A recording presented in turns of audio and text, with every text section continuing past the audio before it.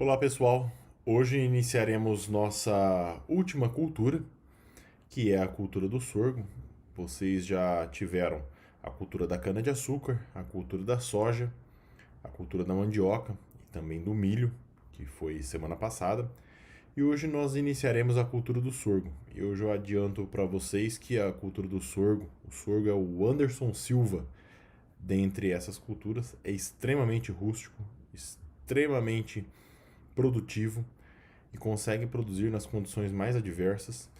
E durante a aula de hoje, o sorgo é utilizado como um substituto ao milho e eu irei sempre tratar o sorgo e compará-lo com o milho, tanto na composição de rações, de alimentos e também na comparação de cultivo com o milho, onde o sorgo se sobressai à cultura do milho. Portanto, o tema da aula de hoje é a importância econômica da cultura do sorgo, a origem, a botânica, a anatomia da cultura e a fisiologia. E eu também vou dar uma pincelada de como ele é utilizado na alimentação animal e os cuidados que nós devemos ter na alimentação animal com o uso do sorgo.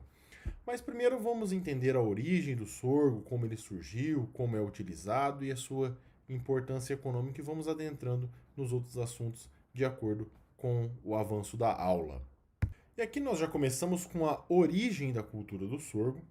O sorgo, ele tem sua origem na África e depois ele se espalhou pela Índia e hoje a Índia é um dos maiores produtores de sorgo, mas a origem propriamente do sorgo foi no continente africano. A sua domesticação aconteceu há 3.000 anos antes de Cristo e nós temos ruínas na Assíria de 700 anos antes de Cristo que mostram que já tem desenhos nessas ruínas que mostram que as pessoas já cultivavam sorgo nessa época. Em 1876, o sorgo foi introduzido nos Estados Unidos, principalmente pelos escravos negros africanos que eram acostumados a utilizar essa cultura já na África como fonte de carboidratos, como um cereal, e trouxeram essa cultura para os Estados Unidos. Hoje, o sorgo é a base alimentar de mais de 500 milhões de pessoas por mais de 30 países. Um fato interessante, eu tenho um primo que já morou no Quênia, na África, e lá o sorgo é base para diversos produtos, a fonte de amido. Ele mostrou para mim o miojo de lá, por exemplo, da Missim. O miojo é produzido a partir de sorgo, tem sorgo no miojo. Então, ingredientes aparece lá, enquanto para a gente aparece milho, para eles lá na África eles utilizam o sorgo como fonte de amido para macarrão instantâneo e outros produtos. E vamos nos localizar um pouco na origem do sorgo e entender que o sorgo teve a origem à África, mas o continente africano é muito grande.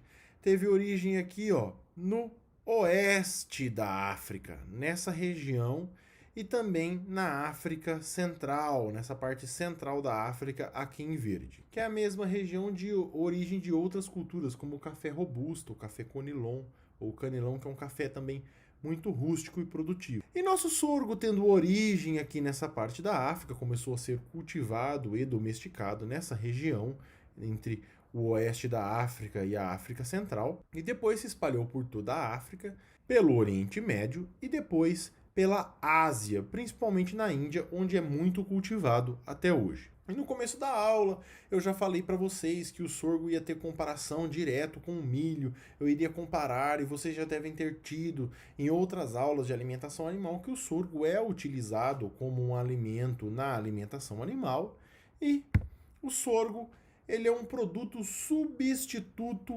ao milho. Por quê? Porque o seu potencial de produção de grãos e de forragem é muito alto. O sorgo tanto pode ser utilizado como forragem quanto para a produção de grãos e assim substituir o milho, porque vocês lembram na aula de milho que eu expliquei para vocês que o milho tem as exigências dele, o milho tem exigência quanto à água, o milho tem exigência quanto à tubação nitrogenada de cobertura, tem exigência para cumprir todas as etapas, então nos estágios iniciais tem uma definição, depois outra definição de produtividade e assim por diante. Portanto, em lugares com condições não favoráveis ao milho, o sorgo entra como uma ótima opção, uma ótima cultura para fornecer grãos, fornecer silagem, fornecer forragem para os animais e também na nossa produção de grãos para vender. Os grãos são utilizados na alimentação animal, como farinha, como eu expliquei para vocês, para panificação e amido industrial, que eu comentei sobre o miojo lá na África, que tem sorgo na sua constituição.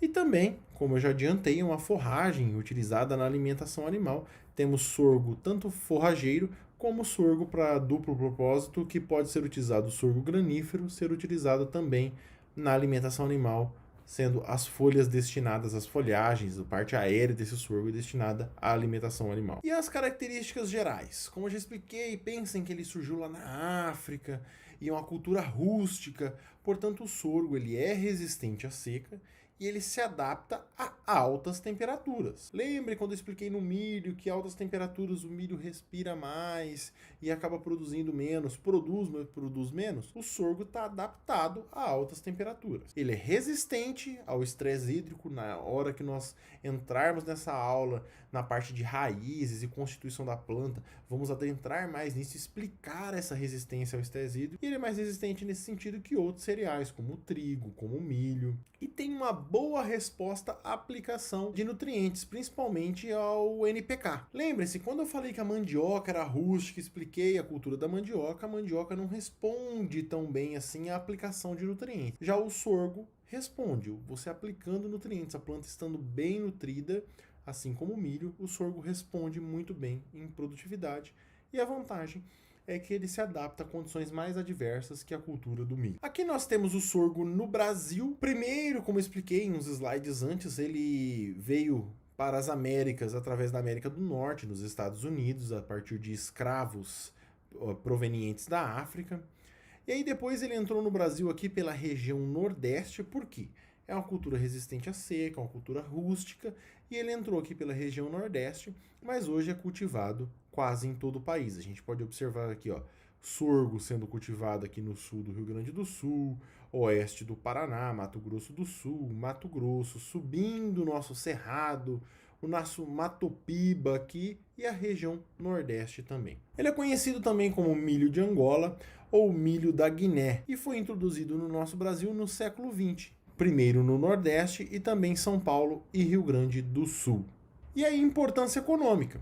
O sorgo não tinha tanta importância econômica até o início dos anos 90, porque nós vamos estudar mais para frente na nossa aula que ele tinha diversos fatores antinutricionais. Portanto, a preferência era para o milho como cultura, como cereal. E a partir do início dos anos 90, com híbridos comerciais, com o início do melhoramento genético, privilegiando condições do sorgo e características do sorgo que atendessem à alimentação animal e também à alimentação humana, começaram a aparecer novos híbridos comerciais e o sorgo ganhou o Centro-Oeste, com sorgo granífero, produção de grãos, e Minas Gerais e Rio Grande do Sul, que são estados produtores tanto de gado leiteiro e também de gado de corte, como sorgo forrageiro. E no Nordeste, principalmente, como eu expliquei para vocês no início da primeira aula de milho, que o milho não se adequa às condições próximas do Nordeste, com baixa pluviosidade, temperaturas muito altas. No Nordeste ele é amplamente cultivado e tem dois tipos na estação das chuvas, o sorgo forrageiro para o gado e o sorgo granífero. E nós iremos adentrar também na aula de hoje os tipos de sorgo utilizados. E aqui nós temos o sorgo no mundo, o último relatório do USDA, que é a Secretaria de Agricultura dos Estados Unidos, mostra uma safra em 2017 e 2018 mundial de 59 milhões de toneladas de sorgo e um consumo de 60,7 milhões de toneladas de sorgo. Ou seja, com esse consumo maior que a produção, estão diminuindo os estoques que tinham de outras safras no mundo e assim diminuindo esses estoques, aumentando o preço do sorgo, aumentando a procura do sorgo. Portanto, podemos perceber que as safras mal atendem o consumo mundial e nós vamos observar no próximo gráfico. Aqui nós temos nesse gráfico também do USDA em 2017, mostrando de 2003, 2004 da safra até 2017, 2018. E nós temos aqui nesse cinza mais claro a produção e nesse mais escuro o consumo. E podemos observar que sempre está muito próximo um do outro a produção e o consumo de sorgo. O ano que tem um superávit, que sobra um pouco de sorgo que não foi consumido, ele é guardado nos armazéns e consumido no próximo ano, e assim vai mantendo a balança, chegando alguns anos até faltar um pouco de sorgo no mercado, vendo a importância da cultura no mercado e a lacuna que tem para a produção de sorgo, ou seja, procura-se sorgo no mercado, falta sorgo no mercado. Podemos observar que nem em 2017 e 2018 faltou sorgo, tiveram que utilizar dos estoques. E aqui nós temos uma tabela dos principais produtores e aqui do lado os principais consumidores de sorgo do mundo, também na safra 2017 e 2018. O principal produtor de sorgo são os Estados Unidos, com 12 milhões e 200 mil toneladas de sorgo produzidas. Depois vem a Nigéria, o Sudão, o México, a Índia, a China, a Etiópia, e olha o Brasil na posição. O Brasil produz praticamente 1/10 do que os Estados Unidos produzem. Então tem essa lacuna para o Brasil aumentar a sua produção, para o Brasil expandir áreas e atender o mercado. E os principais consumidores são a China, a própria Nigéria, os Estados Unidos, México, Sudão e assim por diante. Por quê? Porque assim como o milho, ele é utilizado tanto na alimentação humana quanto na alimentação animal. E o Brasil, como consumidor, praticamente produz o que consome aqui, ó. Então, nós temos essa lacuna no Brasil, que às vezes até sorgo é importado no nosso país para atender o mercado interno. Segundo o último levantamento da Conab, com a avaliação da safra 2019-2020, a área foi um pouco menor, 17,5% em relação à safra anterior, mas teve uma área total de 697,8 mil hectares e a produtividade foi alta. Vocês se lembram que tanto a produtividade de soja, de milho da safra passada foi alta. Então nós tivemos uma produtividade no Brasil 1,8% maior que a safra anterior e uma produtividade média de 2.328 quilos por hectare. E aí vocês se lembram que a produtividade, tanto quanto a mandioca, no milho, tem regiões que produzem mais, regiões que produzem menos, e de acordo com o nível de tecnologia, e a produtividade média ficou em 2.328 quilos por hectare. E aqui já nesse gráfico, a gente observa a evolução da produção de sorgo no Brasil durante os anos, durante as safras, e também a área e a produtividade do sorgo nesses anos. Aqui nós temos primeiro a produtividade, que nós observamos que teve um aumento, às vezes uns anos tem um repique aqui para baixo, que é a quebra de safra, e também a área teve um aumento grande e agora estabilizou. Ou seja, perceberam que a produção de sorgo pode ser vantajosa e, de acordo com os anos, como nós podemos observar aqui, houve um aumento da área cultivada e um aumento da produtividade, de acordo com o incremento de tecnologias, mas o sorgo ainda está engatinhando no Brasil em relação ao milho, em relação a outras culturas, e nós podemos observar o potencial dessa cultura.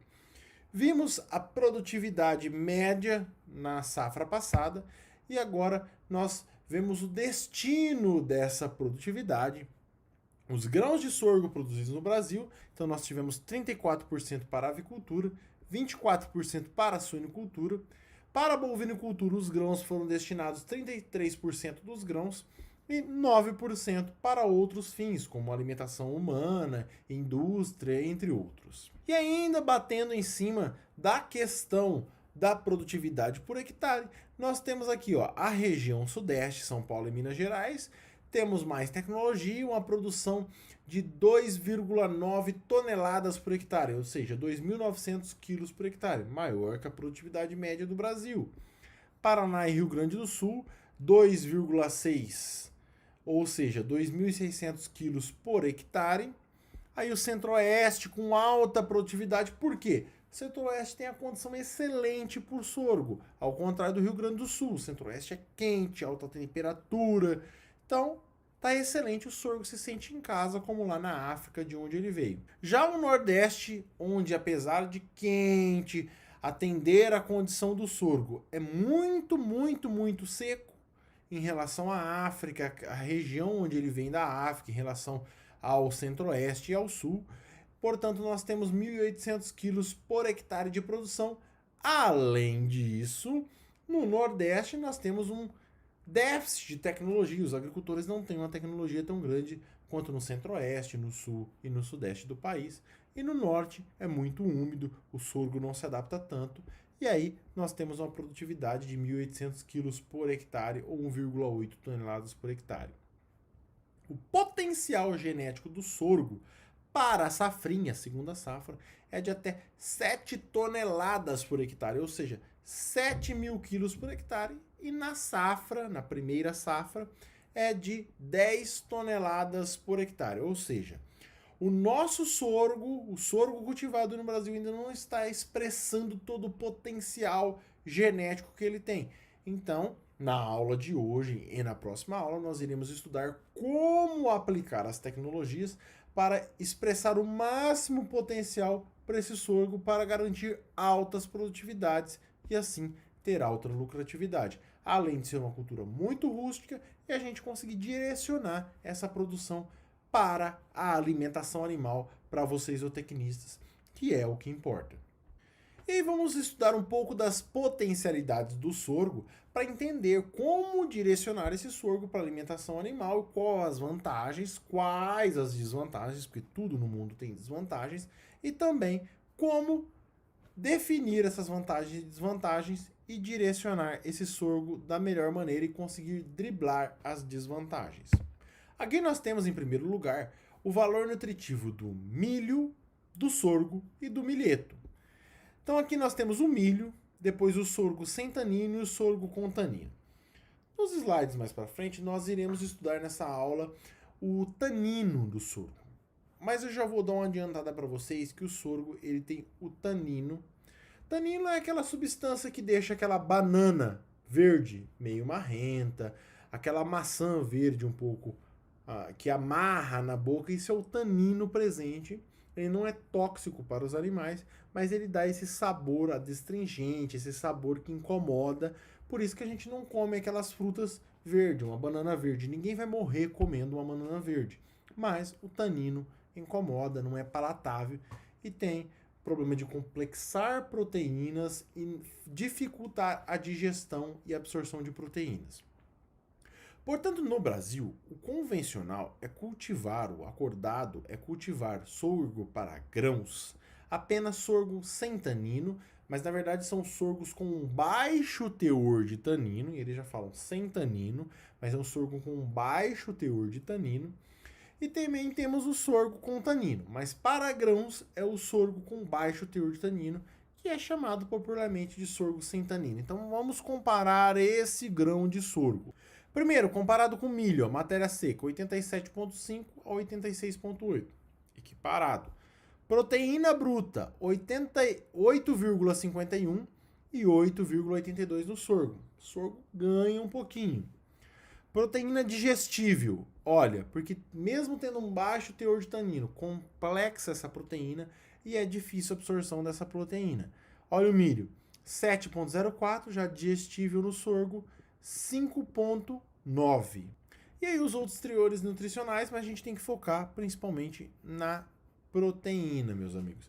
E aí dá para entender algumas complexidades do sorgo, principalmente a questão do tanino que nós iremos adentrar.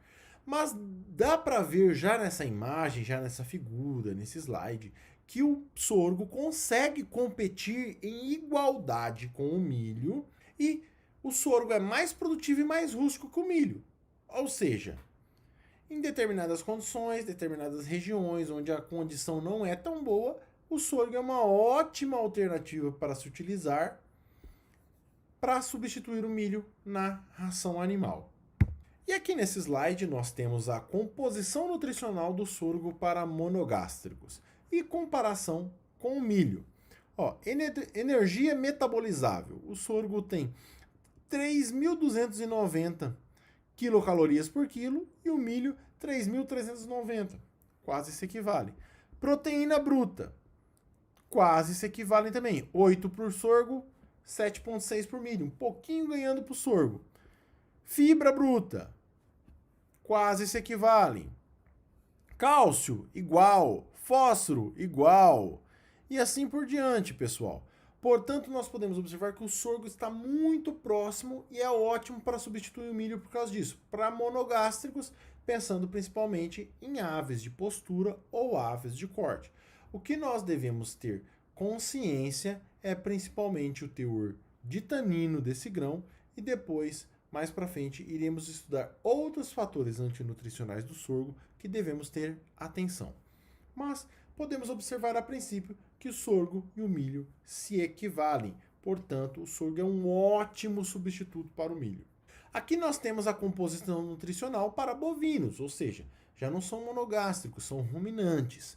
Assim nós temos o sorgo com 9,61 de proteína bruta, o milho com 9,05, aí fibra 2,5, 2,07 para o milho, e assim por diante. Ó. Fósforo 0,27, 0,25 e amido 62,91 para o sorgo, 66,25 para o milho. Podemos observar que está sempre muito próximo, o sorgo consegue substituir o milho, é só nós fazermos as adequações corretas no cultivo e no preparo. E aí, já é exemplificado como o sorgo pode substituir o milho tanto para aves monogástricos quanto para ruminantes, os bovinos. Aí nós temos a indústria da ração que pode e deve utilizar o sorgo.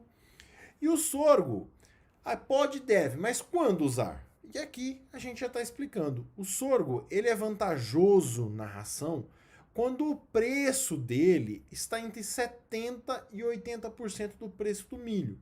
Ou seja, nós temos o preço do milho. Se o preço do sorgo está entre 70% e 80% do preço do milho, eu posso e devo usar o sorgo, que ele é mais vantajoso. É que nem aquela conversãozinha de álcool e gasolina, pessoal. É estranho conversar dessa maneira, mas é fácil de lembrar. Conversão álcool-gasolina, 70%. E o sorgo a mesma coisa. Se o preço do sorgo está 70% do preço do milho, nós devemos utilizar o sorgo. E aí, podemos utilizar a conversão, a substituição do sorgo milho em até 100% da ração. Ou seja, a ração eu utilizo farelo de soja, sal mineral e utilizo milho ou farelo de milho e eu posso substituir o milho em até 100% pelo sorgo e é vantajoso economicamente desde que o preço esteja entre 70% a 80% do preço do milho. Na produção de suínos, pré-iniciais e leitões não usa sorgo, principalmente pelos fatores antinutricionais que eu expliquei, que mesmo sorgo que diz que não tem tanino, tem um baixo teor de tanino e assim por diante. Então, para pré-iniciais e leitões não utiliza sorgo.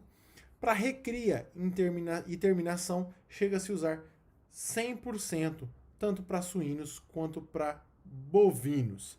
E em bovinos, em lactação e ração para o confinamento, também substitui até 100% do milho pelo sorgo. E o valor nutricional. Fiquem atentos nesse dado, o valor nutricional do sorgo está entre 90% e 95% do milho. Nós observamos quando eu expliquei naquela tabela, tanto para monogástricos quanto para ruminantes, a questão nutricional do sorgo e do milho, comparando um com o outro. Nós temos que o valor nutricional do sorgo substitui entre 90% e 95% o valor nutricional do milho.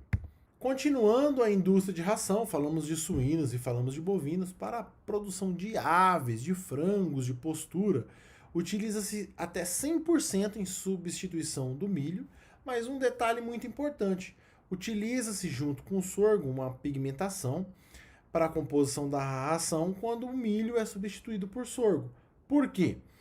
Porque o sorgo ele não possui essa pigmentação forte que nem o milho. Então, se a gente usa sorgo puro em substituição ao milho sem nenhuma pigmentação, a gema do ovo fica muito clara, a carne do frango fica muito clara e assim não tem boa aceitação no mercado.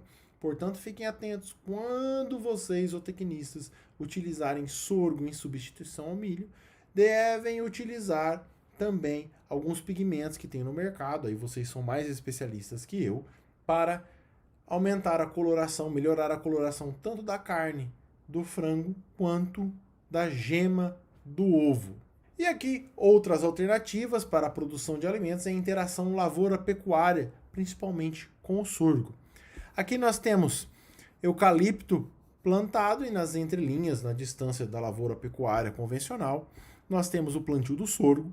Esse sorgo pode ser utilizado para sorgo grão, para sorgo silagem e para o pastejo. Aqui no caso está cultivado com braquiária no meio, um consórcio sorgo-braquiária, na interação lavoura-pecuária com eucalipto. Provavelmente esse sorgo será colhido para grão e depois já entrará o pastejo na rebrota desse sorgo. Sim, meus amigos, o sorgo tem um bom poder de rebrota, até o sorgo para grãos, na rebrota desse sorgo e também o pastejo na braquiária que está crescendo ali, ou esse sorgo pode ser utilizado para a silagem, que nós iremos estudar mais à frente.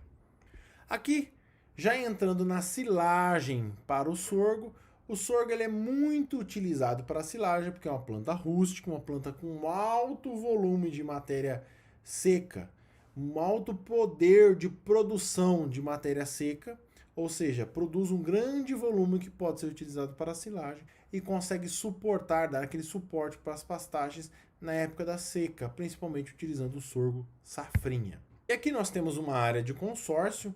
O sorgo foi utilizado para a silagem e nós tivemos capim Tanzânia semeado nas entrelinhas, plantado nas entrelinhas, e aí o capim Tanzânia se desenvolveu após a colheita do sorgo. Portanto, nós podemos plantar o sorgo, plantar um capim, braquiária, Tanzânia, rusesiensis, o que for melhor adequado à região de cultivo, e após a colheita do sorgo para a silagem, esse capim tem melhores condições de luz, de nutrientes para se desenvolver e podemos iniciar o pastejo. Temos aqui um sorgo granífero em Brasília, Distrito Federal, em consórcio com braquiária.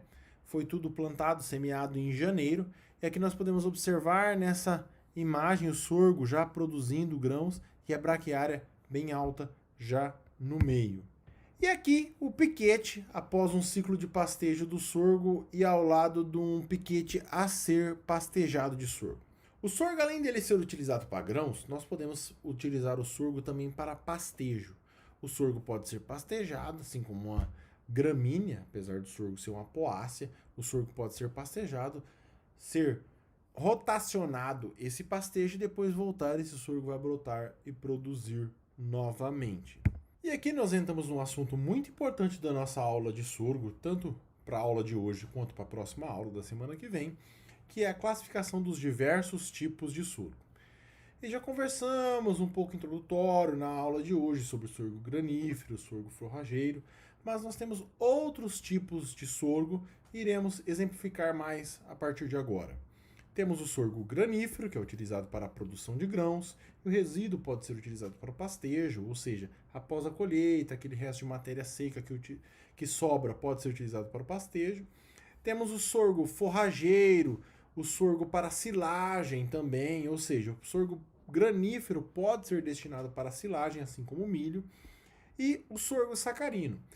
Toda planta, toda poácea, como a cana-de-açúcar, o milho também, tem reservas no seu colmo, no seu caule. E nós temos diversos cultivares de sorgo que são selecionados para ter mais reserva de açúcar, principalmente no seu caule, assim como a cana-de-açúcar, mas não em tanta quantidade como a cana-de-açúcar, que é o sorgo sacarino, que é destinado à produção de açúcar, à produção de etanol. Ou seja, o cunho desse sorgo, desse melhoramento desse sorgo, é a produção de açúcar e a produção de etanol. Temos também o sorgo para vassoura, como na imagem aqui, na imagem aquela vassoura de sítio que nós utilizamos e vemos até os profissionais da UEL utilizando essa vassoura, que é muito boa para varrer. Essa vassoura ela é proveniente de plantas de sorgo. Até não imaginávamos, mas essa vassoura é proveniente de plantas de sorgo diretamente destinado principalmente a produção de vassoura, ou seja, foi selecionada, foi cultivada, foi produzida essa cultivar para o uso como vassoura. E também temos o corte verde da cultura do sorgo, principalmente o destinado para grão, que é o corte verde utilizado para fenação, cobertura morta, e temos o sorgo também utilizado para o pastejo, ou seja, a partir de certa altura, quando o ponto de crescimento está já um pouco acima do solo, o sorgo é utilizado para o pastejo. E podemos observar nesta imagem aqui.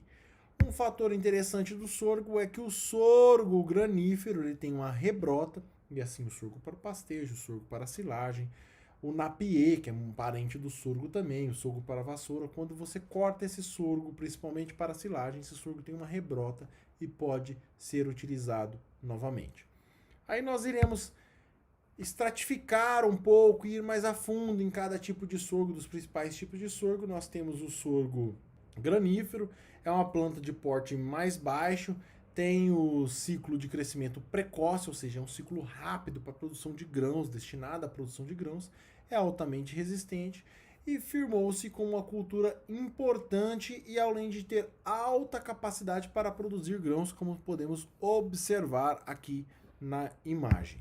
Um aspecto negativo é que esse grão ele não apresenta uma proteção externa, como o milho apresenta a palha, como a soja apresenta as vagens, o grão está totalmente exposto. Esse é um aspecto negativo para a cultura do sorgo. E o sorgo, em resposta, em contrapeso a não ter essa palha, ele produz diversos compostos fenólicos que servem como uma defesa contra pássaros e patógenos e outros competidores. Os principais são os pássaros mesmo que vão consumir essa semente que está, esse grão que está altamente exposto. Pensem bem, pessoal. O milho no meio da planta produz a espiga e a espiga está coberta por palha. Já o sorgo no ápice da planta produz os grãos de sorgo e esse grão está completamente descoberto. Então tem que ter alguma defesa para os pássaros. E a principal defesa do sorgo é o tanino. O que é o tanino? Já falei no começo da aula. Tanino é um composto que ele dá um sabor adstringente ao sorgo. Um sabor adstringente que amarra na boca e isso prejudica também a digestão, principalmente para os monogástricos como nós, como os pássaros. Ou seja, os pássaros acabam deixando de lado um pouco após consumir o sorgo. O tanino também tem uma capacidade grande de complexar as proteínas presentes no próprio sorgo e nos alimentos em geral que estão sendo consumidos junto com esse sorgo e assim prejudica a absorção dessas proteínas, ou seja, tem uma ação antinutricional. Ele também apresenta algumas vantagens agronômicas, o tanino, que é a resistência aos pássaros, às doenças, ou seja, essa parte de defesa da planta é também uma defesa para os agricultores, porque é muito difícil você plantar, cultivar uma cultura e os pássaros acabarem consumindo com tudo e você não ter o que colher. Portanto, nós temos o tanino como defesa, mas causa esse problema na digestão dos animais. E isso acaba nos remetendo um pouco à mandioca. Lembre-se do ácido cianídrico da mandioca, que acabava prejudicando e sendo tóxicos aos animais e tendo diversos mecanismos para eliminar esse ácido cianídrico da mandioca para o consumo dessa mandioca para os animais. Então, no sorgo tem o tanino, que é um fator antinutricional. O tanino, pessoal, não vai matar ninguém. Não tem problema disso. Ninguém nunca morreu por comer uma banana verde ou comer uma fruta verde com alto teor de tanino. O tanino não vai matar, ele só vai causar uma indigestão, problema digestivo e causar também problemas também na absorção de nutrientes e de proteínas e assim por diante. Outro fator importante é que o grão, quanto mais escuro ele é, aqui nós temos o grão mais claro, depois vai ficando um pouco mais escuro, mais amarelado, e depois mais escuro, mais avermelhado, mais amarelado, o grão com uma cor mais viva. O grão quanto mais viva, mais escura a cor, maior o teor de tanino desse grão, ou seja, maior o fator antinutricional. Outro fator importante que eu já comentei no início da aula é que no Brasil é só permitido cultivar e destinar para a produção de grãos sorgos com baixo teor de tanino. Ou seja, ainda controla os pássaros, não tem tanto ataque de pássaros, mas segura o efeito antinutricional dos grãos. Portanto, se vocês forem ao mercado comprar sorgo para a produção de grãos, semente de sorgo destinados, esse cultivar é destinado à produção de grãos, tenham certeza que o teor de tanino será baixo e assim vocês não terão tantos problemas com o consumo tanto para aves, suínos e bovinos pelo teor de tanino. Como falado, o tanino ele tem resistência, fornece essa resistência ao ataque de pássaros e varia a sua quantidade de acordo com o genótipo. E ele faz uma formação de complexos com a proteína, com as proteínas, no caso do nosso sorgo, e também quando esse sorgo é misturado na mistura de rações. E aí diminui a palatabilidade, ou seja, fica mais adstringente, o sabor fica mais repugnante aos animais. Lembrem-se da banana verde, que eu já falo desde o começo da aula. E diminui a digestibilidade também, fica mais difícil a absorção dessas proteínas, dificultando a absorção dessas proteínas e prejudicando a digestão. E ele está presente principalmente na testa da semente do sorgo, do grão de sorgo, e é um fator determinante a presença desse tanino, portanto, para a palatabilidade e a digestibilidade. E na planta toda de sorgo nós temos taninos, mas nós temos diferentes tipos de taninos. Nós temos nas folhas e no suber, no caule, taninos hidrolisáveis. São já taninos de ligações facilmente rompidas por hidrólise e tem em baixa quantidade no sorgo. Ou seja, esses taninos que estão presentes nas folhas e no suber estão presentes em baixa quantidade. E nós temos também os taninos condensados, e esses se encontram principalmente na semente, no grão e em maior quantidade. E eles não são suscetíveis a serem rompidos, terem as ligações rompidas por hidrólise, e ficam presentes em materiais resistentes a pássaros. Ou seja, esse tanino fornece essa resistência aos pássaros e está presente esses taninos condensados principalmente nos grãos, fornecendo essa resistência, o que permite ao grão de sorgo sobreviver ou ter uma produção mediante o ataque de pássaros, porque os grãos estão muito expostos. Também o sorgo tem outro fator que pode ser considerado antinutricional.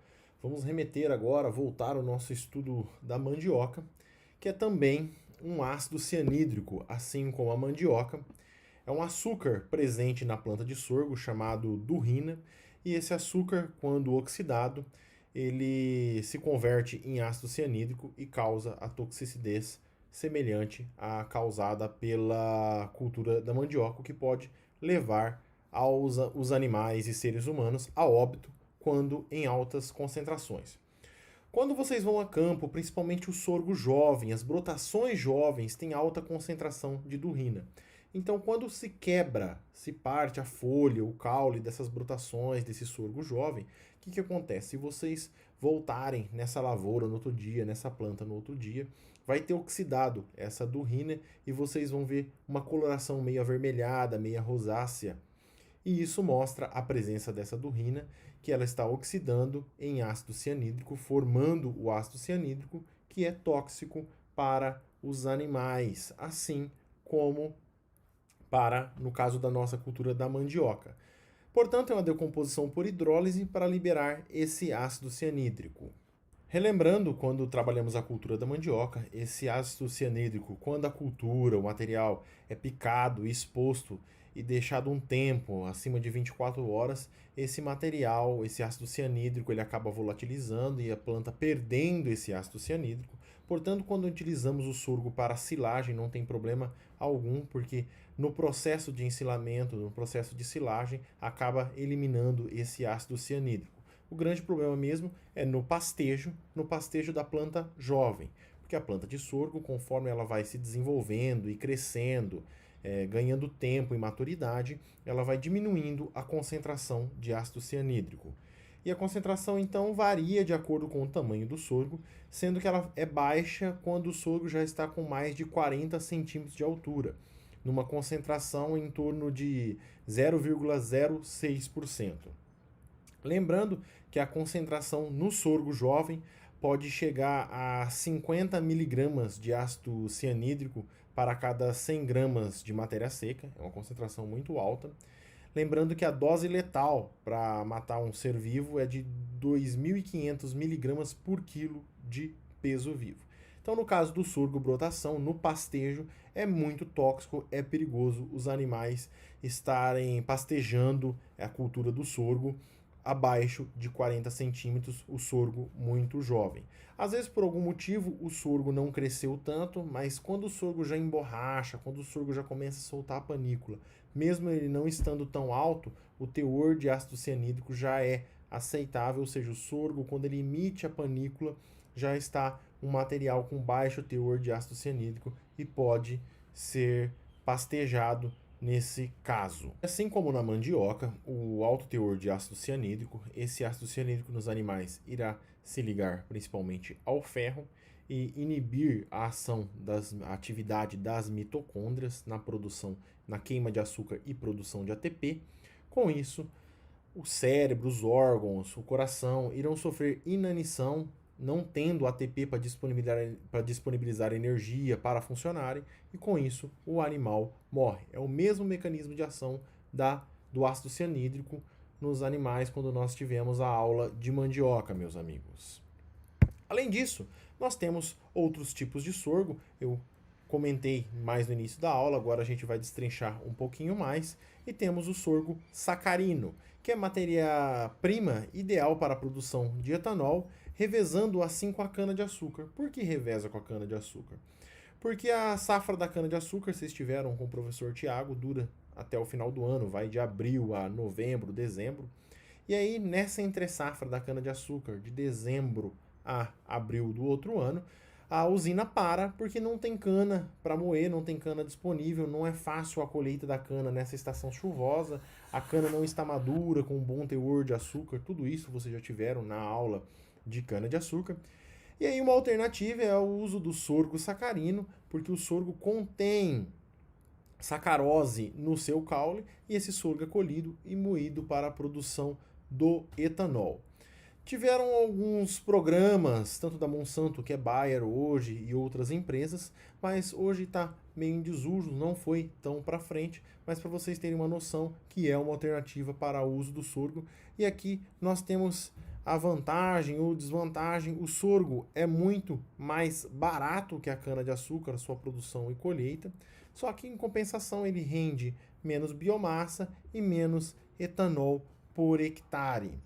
Portanto, é uma alternativa para a entre-safra da cana-de-açúcar.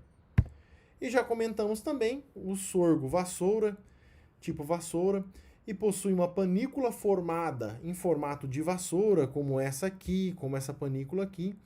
Portanto, existe o sorgo próprio plantado para o cultivo e a produção de vassouras, meus amigos. E tem um grande apelo econômico aqui no Brasil também.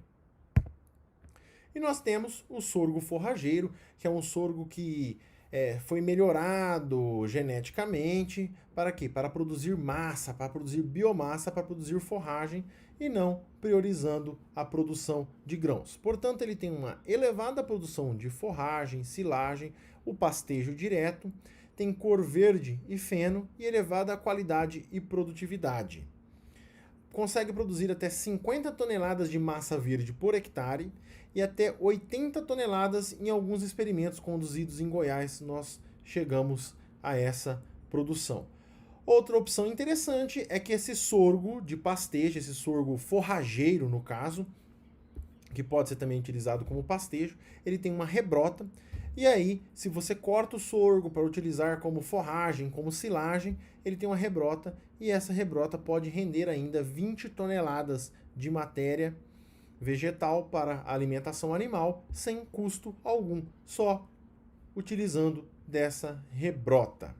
E aqui nós temos uma classificação do sorgo quanto ao ciclo de desenvolvimento e o tempo que dura esse sorgo no campo, o tempo que esse sorgo permanece no campo. Temos o ultra precoce, que vai de 75 a 90 dias, o precoce entre 90 e 100 dias, o médio entre 100 e 120 dias e o sorgo de ciclo longo, que vai de 120 a 140 dias. E isso é muito importante para localizarmos esse sorgo, se plantamos no safrinha, se plantamos na safra, que época que plantamos, que época que iremos colher. Então, assim como a soja, como o milho, o sorgo tem os estádios de desenvolvimento e também sorgos mais rápidos e sorgos de ciclo mais longo. Agora, já tratando da botânica do sorgo, o sorgo ele pertence à família Poaceae, a mesma da cana-de-açúcar, do milho, ao gênero Sorghum, e a espécie do sorgo é o Sorghum bicolor. Aqui nós temos a morfologia da planta de sorgo, com as raízes, o caule, as folhas bem parecidas com as folhas da cana-de-açúcar, folhas do milho e a inflorescência e os frutos aqui no ápice da planta. Um fato interessante que, diferente do milho, que tem a flor masculina e a flor feminina divididas no corpo da planta, onde no milho a flor masculina está no ápice e a flor masculina está aqui mais no meio da planta, que irá se tornar a espiga. No sorgo, os dois sexos estão no ápice da planta.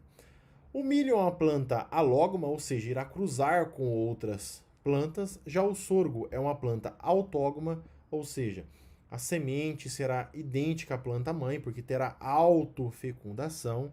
Então essas são algumas diferenças anatômicas, principalmente o fato de o grão ficar aqui no ápice, nessa panícula, com fácil visibilidade e fácil acesso. Aí já entrando na morfologia propriamente dita da planta de sorgo, nós iremos iniciar pelas raízes, onde as raízes do sorgo, comparando com o milho, são muito mais agressivas. Assim como a raiz do milho, a raiz do sorgo também é do tipo fasciculada. Ela tem também as raízes primárias que crescem e depois acabam morrendo. Essas raízes primárias surgem do embrião e acabam morrendo, e só ficando as raízes secundárias. E essas raízes secundárias podem chegar a ter 1,5 metro de comprimento, com 80% das raízes nos primeiros 30 centímetros de profundidade. E essa grande profundidade que a raiz do sorgo consegue chegar é o que faz, um dos motivos que faz, uma das razões que faz o sorgo resistir a veranicos, resistir a períodos de estiagem, porque ela busca água lá embaixo no perfil do solo. Outro fator importante é que tem a presença de uma sílica, tanto no caule do sorgo quanto nas raízes, e essa lignificação que garante um grande volume de pelos absorventes. Além disso, essa sílica, quando presente nas raízes do caule, dificulta a perda de água. Já falamos sobre raízes primárias e secundárias, e as secundárias são em maior quantidade, uma vez comparadas com o milho, e são bastante ramificadas e formam um grande sistema radicular. Além disso, em comparação ao milho, em que as raízes podiam chegar até 50 centímetros de distância lateral da planta, as raízes de sorgo podem chegar em até 2 metros. Então mostra a agressividade da planta de sorgo. Isso mostra também, meus amigos, que se nós não fizermos a fertilização, a manutenção desse solo com o plantio sucessivo de sorgo, por o sistema radicular ser muito agressivo e explorar boa quantidade do solo, o sorgo vai continuar produzindo. Mas esse sorgo vai exaurir muito esse solo. Imaginem, raízes que chegam a 1,5 metro de profundidade, raízes que podem chegar até 2 metros em torno do caule. Então é uma planta muito agressiva com o sistema radicular. Esse sistema radicular irá explorar muito esse solo, e se nós não repormos esses nutrientes absorvidos, vai enfraquecer o solo e prejudica as culturas que utilizamos em sucessão, em rotação com o sorgo. Além do mais, a raiz do sorgo, como eu já disse, tem grande quantidade de pelos absorventes, e isso ajuda muito na absorção e deixa essa planta com um sistema radicular muito agressivo. Com todo esse volume de solo explorado pelas raízes de sorgo, muito maior que o volume explorado pelas raízes do milho, é natural que essa resistência seca se dê pela exploração do solo que o sorgo faz, absorvendo até 2 vezes mais água que a planta de milho. Ou seja, o sorgo tem a capacidade de absorver 2 vezes mais água que a planta de milho, devido a essa exploração, esse sistema radicular bem agressivo. E as raízes adventícias, assim como o milho, podem aparecer nos nós acima do solo e são ineficientes na absorção de água e nutrientes, tendo como função principalmente o suporte da planta de sorgo. Lembrando, a extensão lateral da raiz de sorgo pode alcançar até 2 metros em torno do caule. E já falando do colmo da planta de sorgo, o colmo ele é dividido em nós e entre nós, variando entre 7 e 30 nós. A altura da planta é variável, podemos ter plantas baixas de 1,20 m e até plantas com 4 metros de altura. Eles são cheios, têm dureza mediana e apresentam uma substância adocicada. Alguns cultivares com mais concentração, que são destinados a sorgos cultivares de tipo sacarino, e outros com menos concentração, menos quantidade, mas tem essa substância adocicada no colmo. Ele reduz um diâmetro à medida que vai chegando no ápice, ou seja, na base o colmo é mais grosso e vai afunilando, vai afinando à medida que chega no ápice, e até o período de diferenciação floral. Quando a planta está madura e floresce, nesse momento ela já não cresce, não aumenta mais o número de colmos, vai permanecer o mesmo número de colmos e só aumentar um pouco a distância dos entrenós. Os colmos que já tem vão aumentar um pouco, mas ela não vai mudar muito a sua altura, a sua medida em tamanho. Finalizando a parte dos colmos, nós iremos agora trabalhar com as folhas. O número total de folhas varia entre 7 e 30 folhas também, sendo que o fator determinante será o cultivar, a temperatura e o fotoperíodo a que essa planta está sujeita. As folhas do sorgo, elas se enrolam longitudinalmente, criando uma câmara protetora. O ar que fica contido nessa câmara conserva maior umidade que a atmosfera. Este também é um fator que faz com que a transpiração seja menor e assim a planta de sorgo perde menos água e resiste mais à seca. As folhas elas são alternas, lisas e lanceoladas, como nós podemos observar na imagem aqui, ó. Alternas, lisas e lanceoladas em formato de lança. Elas contêm um alto número de estômatos nas duas faces do limbo. Um dado interessante é que as folhas do sorgo elas têm 50% mais estômatos que a planta de milho. E com isso elas conseguem respirar mais rapidamente, elas conseguem absorver ar contendo CO2 mais rapidamente e assim ter um maior controle de entrada e saída de gases, perder menos água e ser mais eficiente na fotossíntese, ser mais agressiva que o milho. Saindo da folha, já entramos no florescimento. O florescimento ele é o período mais crítico para a planta, em que ela não pode sofrer qualquer tipo de estresse biótico ou abiótico. Lembre-se também na cultura do milho que o período crítico eram antes e depois do florescimento, 10 dias antes e 10 dias depois do florescimento, às vezes dependendo da cultivar, 15 dias antes, 15 dias depois do florescimento. Essa época do florescimento no sorgo é a época crítica também que ele não pode sofrer nenhum estresse biótico nem abiótico. Não pode ter praga, não pode ter seca, não pode ter muita água e assim por diante. A planta tem que estar na condição ótima para ela. E vai da diferenciação da panícula, esse período do florescimento, à diferenciação das espiguetas e dura entre 2 a 3 semanas. A diferenciação da gema floral bloqueia a atividade meristemática. Lembra quando eu expliquei o crescimento do caule, que crescia até o florescimento, depois parava de ter nós e só aumentava um pouquinho em comprimento dos internódios, mas a planta já delimitava o seu tamanho? É isso. A diferenciação da gema floral bloqueia a atividade meristemática, a divisão celular, e a partir disso todo o crescimento é devido ao alongamento das células já existentes. A planta não vai aumentar os internós. Ou seja, a planta de sorgo, quando tem a reprodução, quando ela está pronta para a reprodução, ela para de crescer. Lembre de nós, seres humanos, que a partir de 20 anos, 23 anos, quando estamos aptos para a reprodução também, nós paramos de crescer, a taxa de crescimento para. E aí, já pensando na anatomia da inflorescência e do fruto, a inflorescência e o fruto são no tipo panícula. São vários tipos de panículas que tem, e o fruto é como o milho, lembre-se que eu expliquei, é um tipo especial de fruto, que é o fruto junto com a semente, chamado cariópse. E é variável na concentração de tanino, tem 65% de amido e 18% de proteína, que nós temos as imagens do fruto de sorgo. Além do mais, outra parte da anatomia do sorgo que é muito importante para a produção é o perfilhamento.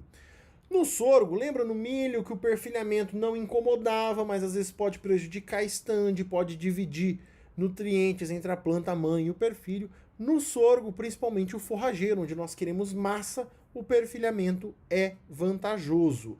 No sorgo granífero, assim como no milho, ele pode ter efeito negativo no rendimento, por sombrear as folhas da planta-mãe, por competir por água e nutrientes com a planta-mãe, e ele é influenciado principalmente pela dominância apical e regulado por fatores hormonais, ambientais e genéticos. Tem planta geneticamente que perfilha mais, tem planta que perfilha menos, ou algum estresse, algum inseto que ataca, pode causar um estresse e a planta perfilhar. Danos no ápice também podem indicar o início do perfilhamento, e só vai ocorrer o perfilhamento de forma natural se houver sobra de fotossimilados. A planta, opa, aqui tá beleza, tá sobrando fotossimilado, então eu vou soltar um perfilho que nós temos nessa foto, mostrando o perfilho de sorgo aqui na planta, aqui um outro perfilho, e aqui uma planta de sorgo também com alguns perfilhos assim, como na cana-de-açúcar. E aí nós já vamos passar nessa fase, nessa etapa da nossa aula, falar sobre as condições climáticas ideais, condições meteorológicas ideais para o desenvolvimento da nossa cultura e depois destrinchar cada uma pensando na fenologia e na fisiologia da planta. O clima ideal para o sorgo é de onde ele se sente em casa, ou seja, próximo à região que ele nasceu, que eles têm o centro de origem lá na África. Portanto, uma temperatura ótima para o crescimento dessa cultura é entre 33 e 35 graus Celsius de temperatura. E mesmo sendo uma planta que se adequa a climas mais quentes, não significa que não produzam em regiões de chuvas abundantes e bem distribuídas sob irrigação, como chuvas mais abundantes no sul, sudeste, no Rio Grande do Sul planta-se muito sorgo. E a falta de umidade no momento de floração ou antes é bastante prejudicial, como já vimos no slide da floração. Lembrando que a nossa planta de sorgo é uma planta C4, ou seja, ela é altamente eficiente em absorver o gás carbônico da atmosfera sem perder água, ou seja, os estômatos não ficam tanto tempo aberto perdendo água, ela é altamente eficiente para absorver gás carbônico da atmosfera e altamente eficiente na taxa fotossintética. A planta C4 é muito mais eficiente na taxa fotossintética que a planta C3. Portanto, é uma planta econômica em água e eficiente em fotossíntese. A temperatura superior a 21 graus Celsius causa um bom crescimento, acarreta um bom crescimento e desenvolvimento do sorgo. Agora já falando sobre luz e fotoperíodo, o sombreamento tem mais efeito negativo nas fases reprodutivas e de maturação, ou seja, quando a planta está enchendo o grão mesmo, ela precisa de muita luz, ela precisa para produzir fotossimilados e assim encher os grãos. E o comprimento do dia tem mais efeito no desenvolvimento da cultura do que a intensidade da radiação solar, desde que essa não seja baixa. É uma planta que responde ao fotoperíodo. O sorgo é uma planta de dias curtos, ou seja, ele floresce em noites longas. Quando o dia começa a ficar curto, o sorgo floresce. A planta de dia curto floresce no fim do verão, no outono ou no inverno. Então é uma planta semelhante à soja. Quando o dia começa a ficar mais curto, o sorgo floresce. Agora falando já da água, o sorgo ele requer menos água que outros cereais, como o arroz, o milho, o trigo. E o período mais crítico da falta de água, da presença de água, o período que ele mais necessita de água, é no florescimento. E aqui nós temos alguns dados que o sorgo precisa de 330 kg de água para produzir cada quilo de massa seca. Já o milho precisa de 370 kg de água para produzir o mesmo quilograma de massa seca. E o trigo precisa de 500 kg de água para produzir cada quilograma de massa seca. Então podemos observar como o sorgo otimiza mais o uso da água e precisa de menos água que outros cereais como o milho e o trigo. A planta, como eu já expliquei, possui um sistema radicular profundo e ramificado e tem uma grande eficiência na absorção de água no solo. E a planta ela consegue diminuir seu metabolismo e ter uma murcha com um extraordinário poder de recuperação quando esse estresse termina. Já vou adiantar aqui, se você colocar um campo de milho e um campo de sorgo, um do lado do outro, e colocar um déficit hídrico proposital, por exemplo, o que acontece com a planta de sorgo? Como aqui na imagem, a planta de sorgo, ela amarra o seu desenvolvimento e fala, não, eu vou esperar desenvolver, eu vou esperar a condição melhorar, então eu vou esperar para me desenvolver. Ela segura o desenvolvimento, dá aquela murchada. Já a planta de milho, o que ela faz? Ela já define que a condição não é tão boa, ela já define, minha espiga por área vai ser menor, o número de fileiras vai ser menor, e toca o barco para encerrar o ciclo que eu quero produzir e eu quero deixar uma prole. Esse é o objetivo da planta de milho. A planta de milho não, vou encerrar, com o que tem eu já vou terminar o serviço e desse jeito mesmo. Já a planta de sorgo não, ela segura o desenvolvimento, o ciclo dela vai alongar, ela vai ter um ciclo maior se a condição não tá boa. Ela começa a murchar, quando a condição melhora, a planta retoma o seu desenvolvimento e vai produzir teoricamente bem se as condições melhorarem. Então tem essa diferença. O milho em condições adversas, ele acelera o ciclo, define uma produtividade menor e termina o seu ciclo. O sorgo, ele retarda o seu ciclo, tenta manter ao máximo a produtividade, retardando o seu ciclo. Então a gente pode falar que dentre as duas culturas, a cultura do sorgo ela é uma boa mãe. Ela tenta produzir o maior número de filhos possíveis, sementes, grãos, e com isso ela segura, ela sofre mais do campo, mas ela é uma boa mãe. E a cultura do milho já não é uma mãe tão boa. Se a condição não é tão boa, eu não vou produzir tanto filho assim, vai menos filho mesmo, e vamos terminar esse ciclo logo. Então deu para entender a diferença, já adiantando um pouco a diferença entre o milho e o sorgo, e por isso o sorgo é produtivo em condições adversas. Aí, a falta de água. Na fase vegetativa, os danos são pequenos, ela consegue amarrar um pouco o desenvolvimento, segurar e depois conseguir recuperar quando volta a água. Na fase reprodutiva, tem uma menor taxa de crescimento das folhas e da panícula.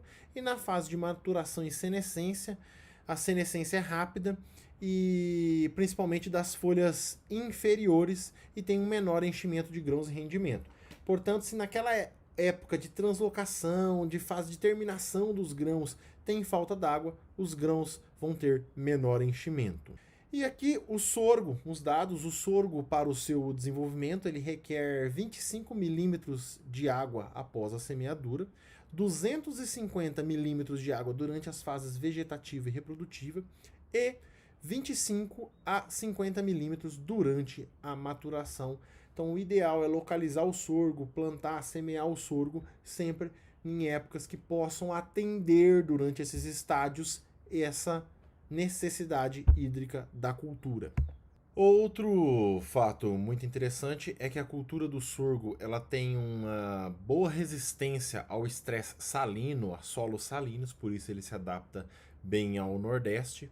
E também falando sobre a falta de água, um aspecto visual que tem que ser cada vez mais demanda atenção dos geneticistas, de quem trabalha com melhoramento, é que o sorgo, quanto mais longe a panícula fica da planta, quanto mais comprida é essa inflorescência, mais tolerância à seca a planta tem. Isso quando a gente chega no campo, então, e vê aquele sorgo de alta produtividade, aquele sorgo melhorado de alta produtividade, mas a panícula é bem próxima à planta-mãe, não tem essa distância, não tem esse pedúnculo, o que acontece? Esse sorgo vai resistir menos à falta de água. Já com a panícula distante da planta-mãe, essa panícula mais alta, o sorgo é mais resistente à seca. Então, um fato interessante para observarem quando forem ao campo. E agora nós já entramos na temperatura. O sorgo ele é muito sensível a baixas temperaturas, principalmente noturnas, ao contrário do milho que gosta de uma noite mais fresca, tudo para respirar menos. O sorgo já é muito sensível. A temperatura ótima é entre 33 e 34 até 35 graus Celsius e os limites para uma boa produtividade são entre 16 e 38 graus Celsius. A fase vegetativa, temperatura menor que 10 graus Celsius, vai ter uma menor área foliar, um maior perfilhamento, uma menor altura e um acúmulo de matéria seca e um atraso no florescimento. E isso acontece porque há uma redução na síntese de clorofila e redução na fotossíntese. O sorgo ele gosta de temperaturas maiores e temperaturas menores prejudicam o seu desenvolvimento. A temperatura na fase reprodutiva, altas ou baixas temperaturas refletirão num menor número de grãos por panícula. E temperaturas acima de 40 graus antecipa a antese e pode causar abortamento floral. Ou seja, não é tão quente também que é bom. Acima de 40 graus Celsius tem abortamento floral e aí nós perderemos em produtividade. E o sorgo é mais sensível que o milho a baixas temperaturas, como eu expliquei. As temperaturas baixas podem causar esterilidade das espiguetas durante a meiose. Flores e espiguetas estéreis, nós teremos menos grãos e menor produtividade. Portanto, altas temperaturas, maior 40 graus Celsius, tem abortamento floral, perde em produtividade. Menores temperaturas, as espiguetas ficam estéreis, não teremos grãos e menor produtividade também. As temperaturas noturnas menores que 13 graus Celsius podem induzir a esterilidade também nos grãos de pólen. Então observem, pessoal, que abaixo de 13 graus Celsius, para o sorgo não é bom, não é tolerável. E acima de 40 também, o sorgo vai respirar muito, é muito quente, vai ter flores estéreis e teremos uma produtividade menor. E aí na fase de maturação, as temperaturas noturnas elevadas, elas reduzem a produtividade por reduzir a eficiência metabólica na fase final do enchimento de grãos. Ou seja, está muito quente, a planta vai transpirar muito para regular a temperatura, tudo, diminuir a eficiência metabólica e com isso a planta perde nesse enchimento de grãos. Tem um enchimento menor de grãos e menor produtividade. Então nós temos que comparar bem isso. O sorgo, ele prefere temperaturas maiores que a do milho, ele se adapta a regiões mais quentes e ele não tolera muito bem temperaturas muito baixas, abaixo de 13 graus Celsius. Vai ter uma diminuição da produtividade, principalmente com problema de abortamento floral, flores estéreis e assim por diante. Portanto, temperaturas acima de 13 graus, principalmente à noite, e temperaturas entre 33 e 34 graus, temperatura média, é ideal para o sorgo. E aqui, já saindo da fisiologia do sorgo, nós entramos na fenologia do sorgo, e ela é um pouco diferente do milho. O sorgo ele é primariamente dividido em 3 fases de crescimento, estágios, etapas ou fases de crescimento. Fase de crescimento 1 ou etapa de crescimento 1, fase de crescimento 2 ou etapa de crescimento 2 e fase de crescimento 3 ou etapa de crescimento 3. Pode ser tanto fase como etapa, pessoal. Vocês vão encontrar na literatura ambas as denominações. Na fase, o estágio ou etapa de crescimento 1, nós temos o estágio vegetativo, que é quando a planta nasce da emergência e entra em estágio vegetativo. Quando ela começa a entrar na formação da panícula, ela começa a emborrachar, formação da panícula e o florescimento é a etapa, a fase de crescimento 2, aqui no meio. E depois, no período reprodutivo e de maturação, nós temos a etapa de crescimento 3. Essas etapas de crescimento também são divididas em outras etapas que nós iremos verificar mais à frente, ficando muito próximo ao desenvolvimento como do milho, contando pelo número de folhas, etc. Nós iremos aprofundar mais, mas vamos aprofundar nessas 3 etapas primeiro. Aqui, a fase de crescimento 1, o estágio de crescimento 1, ele é o da germinação até a iniciação da panícula, ou seja, ele é do plantio até o aparecimento do primórdio floral, ele dura em torno de uns 30 dias, e nessa fase que a planta está desenvolvendo, ela está crescendo, ela está precisando de muito nutriente, ela tem alta atividade metabólica, ela precisa ter uma grande absorção de nutrientes, principalmente NPK. E é muito importante nessa fase a rapidez na germinação. E quando se compara a materiais forrageiros, o sorgo acaba sendo mais lento que os graníferos na fase inicial. Um fato interessante é que a fase inicial do sorgo ela é muito pequena, muito raquítica, não parece a planta agressiva que ela vai ser. Então, nos primeiros 10 dias após a emergência, você chega lá, você olha a plantinha de sorgo e você fala, nossa, isso não vai virar aquela planta agressiva. Então, isso é muito interessante, essa fase inicial é meio lenta e depois ela começa a desenvolver de uma maneira bem agressiva. Depois que teve o emborrachamento, a iniciação do florescimento, que é o aparecimento do primórdio floral, até 50% do florescimento, essa fase é a fase de crescimento, o estágio de crescimento 2, que é a iniciação da panícula até o florescimento.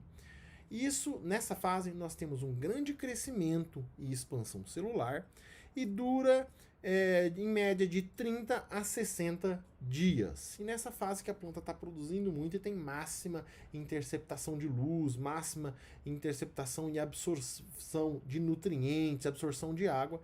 E aí é essa etapa 2, a etapa do meio, entre 30 e 60 dias após a emergência, é a fase que o sorgo vai precisar de mais recursos, de luz, de nutrientes, de água, então não pode faltar. Essa é a fase crítica para a produtividade. Portanto, o desenvolvimento da área foliar, sistema radicular e o estabelecimento de um número potencial de sementes, se afetados, poderão comprometer o rendimento. Essa fase, se afetada, comprometerá o rendimento. E depois nós temos o estágio de crescimento, ou a fase de crescimento 3, que é da floração à maturação fisiológica, e é do processo de polinização até a maturação total, quando o grão atinge a maturidade fisiológica. Lembre, pessoal, no milho tinha aquela linha do leite, do sorgo é bem semelhante. Quando a planta, o grão de sorgo, se separa da planta mãe, é que está em maturidade fisiológica, está pronto para ser colhido. Esse grão, após os 90 dias após a emergência, vai ter em torno de 30% de umidade e já vai estar separado da planta mãe. E os fatores considerados mais importantes são aqueles relacionados ao enchimento de grãos, que é nessa fase que está enchendo o grão propriamente dito. Um fato interessante é que nem todas as plantas de sorgo elas florescem ao mesmo tempo. Então vamos dar uma destrinchada melhor, pessoal. Um fato interessante, o florescimento não é homogêneo, o florescimento pode durar de 6 a 15 dias, portanto na lavoura tem planta com a flor mais adiantada, tem planta com a flor mais atrasada. Outro fato interessante é que no final da maturação, o que acontece? Os grãos do ápice já estão perdendo água, já estão prontos para a colheita, e o grão da base ainda não está pronto para a colheita. A perda de água não é que nem na espiga do milho, que é mais uniforme. Tem grão muito seco na ponta da panícula, aqui em cima, e grão bem úmido na base da panícula. E isso é muito importante, nós temos que tomar cuidado na colheita, colher no ponto de colheita certo, porque às vezes se a gente vai se embasar no ponto de colheita apenas no ápice da panícula, pode estar muito úmido ainda, embuchar a colhedeira, perdemos grãos de sorgo e perdemos na produção. Fazendo, portanto, uma revisão, nós temos aqui, primeiro, a fase ou estágio de crescimento 1, que é o estágio vegetativo. Depois, a fase ou estágio de crescimento 2, que é o estágio reprodutivo. E depois, a fase ou estágio de crescimento 3, que é o estágio de maturação, onde os grãos já estarão prontos, cheios para a colheita, o final do enchimento de grãos e os grãos cheios para a colheita. Esses estágios são divididos de uma maneira mais fácil de se entender em estádios 0 a 9, de acordo com a fase ou estágio de crescimento. Portanto, a fase de crescimento 1 ela é dividida de estágio de 0 a 3. A fase de crescimento 2 é dividida em estágio de 4 a 6. E a fase de crescimento 3, que é a maturação, é do estágio 7 ao 9. Portanto, aqui nós temos os dias após a semeadura, onde que nós temos a emergência 2 a 3 dias após a semeadura, esse é o estágio 0. Depois, 3 folhas completamente expandidas é o estágio 1, entre 3 e 7 dias após a semeadura. 7 a 14 dias após a semeadura, nós temos 5 folhas totalmente expandidas, nós temos o estágio 2. Quando começa o início da formação da panícula, é o estágio 3, terminando a fase de crescimento 1, terminando o estágio vegetativo, e acontece de 14 a 21 dias. Depois, na fase de crescimento 2, o estágio reprodutivo, nós temos o estágio 4, que é quando já aparece a folha bandeira emitida entre os 21 e 28 dias após a semeadura. Depois o estágio 5, na fase de crescimento 2, que é o emborrachamento, onde a panícula já começa a se formar, mas ainda está escondida, está emborrachada, entre 28 e 35 dias após a semeadura. O estágio 6, ainda na fase reprodutiva, é 50% do florescimento, ou seja, a flor já está 50% expandida, entre 35 e 42 dias após a semeadura. No estágio 7, nós começamos a fase de crescimento 3, que é a maturação. Aí já temos aquela fase de grão leitoso, depois o estágio 8, o grão pastoso, ou até farináceo, entre 49 e 56 dias após a semeadura. E por fim, na fase de maturação, na fase 3, nós temos o estágio 9, com a maturidade fisiológica entre 56 e 63 dias após a semeadura. Vamos verificar melhor cada estágio. Os estágios de desenvolvimento, eles são determinados pelo número de folhas e pela folha totalmente expandida. Então nós temos aqui, a emergência no estágio 0, depois o estágio 1, colar da folha 3 já está visível, e aqui é o colar da folha. Quando esta parte da folha já está visível, o colar da folha já está visível, é considerada a fase. Então a fase 1 é o colar da folha já visível, estágio 1, colar da folha 3 já visível. 2 é o colar da folha 5 já visível. E começa já a nossa fase reprodutiva, a diferenciação da panícula, o ponto de crescimento. E aí nós temos o estágio 3, que é a diferenciação da panícula, o ponto de crescimento já está para fora do solo. Nós temos a fase 4, que já está visível a ponta da última folha, a folha bandeira, aquela folha menorzinha, a folha bandeira, ela já vai estar visível no estágio 4. No estágio 5 é o emborrachamento, a panícula já está escondida, mas a gente já pode ver a panícula no meio das folhas, no ponto de crescimento. No estágio 6, que já começa a maturação, já teve 50% da floração. E no estágio 7 nós temos os grãos leitosos, 50% da matéria seca do grão acumulado. No estágio 8 nós temos 75% da matéria seca do grão acumulado. E aí chegamos ao estágio 9 com maturação fisiológica. E atinge-se o máximo do peso seco nos grãos com 100% de matéria seca acumulada no estágio 9.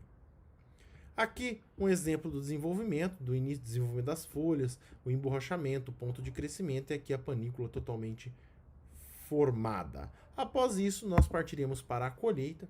O ciclo tem aproximadamente 120 dias de duração, que compreende da semeadura até a colheita, e a colheita mecanizada é a mais utilizada.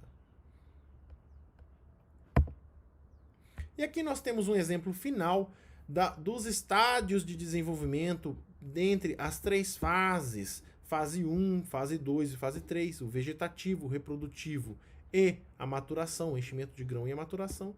E aqui a terceira folha totalmente expandida, o colar visível, a quinta folha visível, início da floração, depois a emergência da folha bandeira, o emborrachamento e aí a antese, a flor totalmente expandida, teve a fecundação e aí começa os grãos a serem enchidos no enchimento de grão e na maturação fisiológica, com o grão pastoso, o grão duro e a maturidade fisiológica. É bom entender porque na próxima aula eu vou indicar a adubação e assim como no milho indicar alguns estádios de desenvolvimento, estágios ou estádios, tanto faz a terminação que usamos, são sinônimos, mas na próxima aula iremos trabalhar dessa maneira com esse gráfico e saber exatamente em que fase nós iremos tomar cada tipo de atitude, cada tipo de medida, cada tipo de controle de pragas, doenças, adubação, etc. Encerrando a aula de hoje, nós faremos uma breve revisão, onde na nossa aula de hoje foi abordada sobre a origem do sorgo, que tem sua origem lá no oeste, na parte central da África, se espalhou pelo Oriente Médio e pela Ásia principalmente.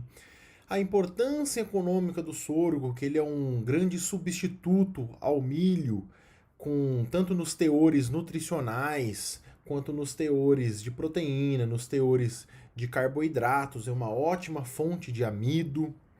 O uso desse sorgo na alimentação, que pode ser utilizado para o pastejo, ele pode ser utilizado também na silagem, pode ser utilizado como grãos na ração e também, em alguns casos, na alimentação humana. Tem países que utilizam mais por ter maior produção de sorgo e países que utilizam menos.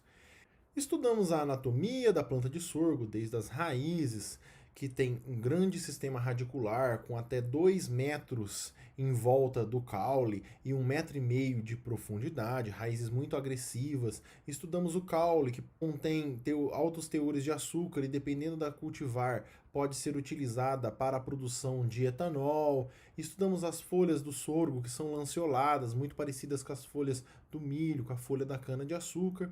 Estudamos a inflorescência, a frutificação do sorgo e também o perfilhamento, que para sorgo forrageiro é vantajoso, quanto mais biomassa melhor, e para sorgo para grão geralmente não é tão vantajoso, acaba dividindo os recursos. Estudamos também sobre a fisiologia da planta, a temperatura ideal para o sorgo, a quantidade de água ideal. Vimos que o sorgo é uma planta rústica, que o sorgo consegue suportar altas temperaturas, até 40 graus, que o sorgo consegue suportar o déficit hídrico. E o período mais crítico para o déficit hídrico é na época de florescimento. E depois estudamos também as diversas fases, os estádios de desenvolvimento da planta. Vimos que ela é dividida primeiro em 3 fases: o estádio vegetativo, o estádio reprodutivo e a maturação, enchimento de grão e maturação. E depois, de acordo com o número de folhas totalmente expandidas vistas pelo colar da folha totalmente expandido, vimos que o período vegetativo é determinado em diversos estádios, e depois o período reprodutivo e depois o período de maturação, indo esses estádios de 0 até 9. Pessoal, na próxima aula iremos estudar a implantação da cultura e o manejo do sorgo até a colheita. Até lá, um grande abraço. Qualquer dúvida é entrar em contato a qualquer momento, que o professor está à disposição. Um grande abraço.